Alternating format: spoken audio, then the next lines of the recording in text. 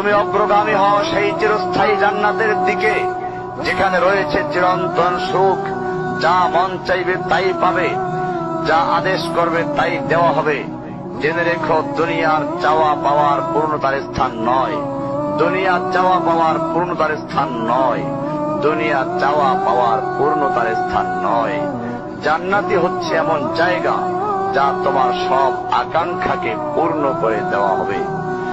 চির কিশোর সেবকগণ, চির যৌবনা সঙ্গিনীগণ, ফল মূল, গোশত, দুধের মধুর শরাবের নহর, উত্তম বাসস্থান ও বিছানা, চির আরাম, চির যৌবন, চির সুখ, অসংখ্য নেয়ামতের মাঝে সবচেয়ে বড় নেয়ামত হবে তুমি আল্লাহকে দেখবে। শুধু তোমাকে এটা বলাই যথেষ্ট মনে করছি, সবচেয়ে কম মর্যাদার যে জান্নাত লাভ করবে তা হবে দুনিয়ার 10টির সমান।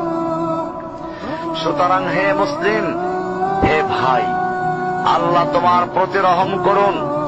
এই বার্তা তোমার কাছে পৌঁছার পর আশা করি তুমি তা তোমার পরিবর্তন এবং সংশোধনে যথেষ্ট হবে। গতানুগতিক চিঠি হিসেবে নিও না আমার এই পত্রকে, ফেলে দিও না। এটা ফেলে দেওয়ার নয়, আল্লাহর জন্য বলছি। এর দ্বারা নিজেদেরকে সংশোধনের চেষ্টা করো। আর তোমার অবস্থা যদি উত্তম হয় এর চেয়েও, যা উল্লেখ করলাম, আল্লাহর কাছে কামনা করি তোমাকে তিনি দৃঢ় রাখুন, মওত পর্যন্ত লেগে থাকো উত্তম ঈমান সহ।